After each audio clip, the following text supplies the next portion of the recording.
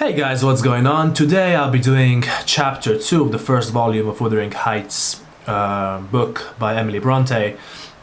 The summary of this chapter is that Lockwood repeats his visit to the Heights and meets two new characters, well, one new character, Hareton and Cathy Heathcliff.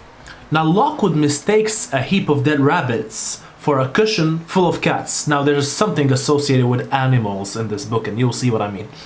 Revealing him as an unreliable observer. So not only is he an unreliable narrator, like I told in the first episode of analyzing this book, but he's also an unreliable observer who sees only what he expects to see.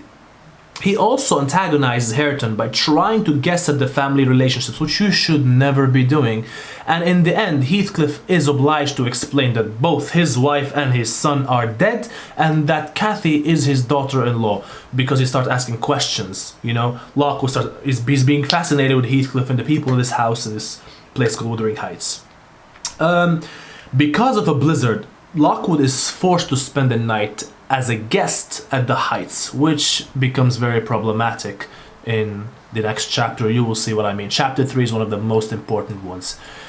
So Lockwood is basically the outsider, and this chapter clearly conveys the structural and social differences between Lockwood's expectations and the conventions he comes into contact with in Yorkshire. Now, his desire to dine at 5, for instance, reflects a non-laboring lifestyle, which is very important if you're analyzing, again, social setting or cultural context. Through the character of Joseph, Bronte provides a convincing rendition of Yorkshire dialect, which again serves to position Lockwood as an outsider, now unable to comprehend the ordinary discourse of the region. Now, he is equipped with only his conventional notions of the world, and his pitiful misreading of the domestic situation stands as a warning against the assumption that a conventional understanding, or what seems like common sense, will be a reliable guide in this novel. Now, it's very important, there's a reference to Shakespeare in King Lear, Act 2, Scene 4, and this is very important. Reference to King Lear primarily serves to confirm Lockwood as educated. Now, it might also be read as indicative of the themes of madness and rationality, inheritance and family power struggles, which are integral to this novel. Very important to look at King Lear, Act 2, Scene 4, and you'll see the surprise right there. To be specific, lines 279 to 82.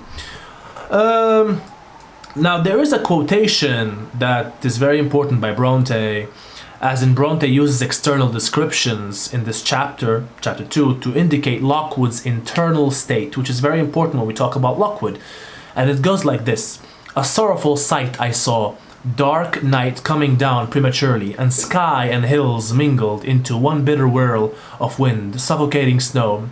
I don't think it possible for me to get home now without a guide." This oppressive description, in which Lockwood uses the words sorrowful and suffocating, reveals that he feels himself to be at the mercy of potentially threatening conditions that cannot see his way to what is familiar territory. Alright, this is very important. So this is what happens in chapter 1 and chapter 2 of, basically chapter 2, but I talked about chapter 1 in the previous episode. Guys, stay tuned for the next chapter, because the next chapter is very important. Anyway, thank you very much for attending, and see you next time.